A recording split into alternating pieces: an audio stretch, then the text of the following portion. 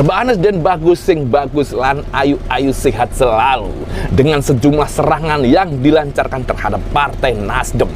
Bagaimana partai tersebut dicap kadrun setelah resmi mengusung Anies Baswedan demi Pilpres 2024. Meski secara kepartaian masih beda haluan, melihat permainan sosial dengan menebar peluru nasdrun adalah sebuah ancaman politik yang tidak sehat. Kita tak ingin pertarungan sehat politik nasional dicederai oleh politik busuk yang kerap dimainkan buzzer. Istilah nasdrun yang mulai diluncurkan buzzer ini diduga sebagai jawaban atas pilihan Nasdem pada Anies Baswedan. Siapa saja yang memakai istilah seperti itu merupakan orang-orang yang memiliki niat melakukan pembodohan alias tidak mencerdaskan kehidupan bangsa. Bukan soal nasdrun saja, kalangan buzzer yang masih saling lempar istilah cebong, bangsa ini akan semakin rusak dan mundur secara intelektual dengan kata-kata yang dijadikan senjata untuk merusak lawan.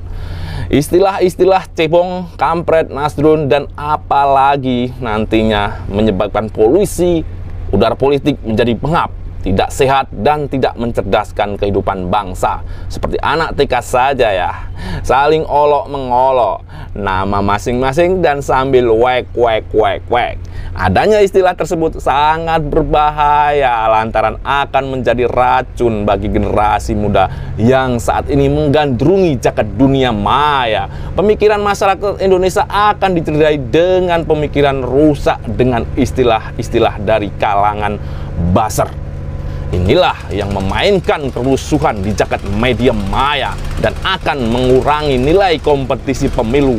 Istilah tersebut adalah bentuk framing media yang destruktif dan menjadi racun yang mengotori otak dan pemikiran masyarakat Indonesia.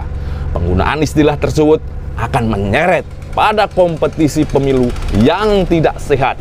Hal itu akan menyebabkan kompetisi elektoral di Pilpres mengarah ke zero sum game. Menang jadi arang, kalah jadi abu. Serangan buzzer ini justru akan merugikan kerukunan di tengah masyarakat yang saat ini baru sembuh dari luka menganga. Soal istilah kadrun dan cebong, istilah negatif itu akan lebih mempertebal penggunaan identitas agama, dimasukkan ke dalam turbulensi politik demi peningkatan elektoral.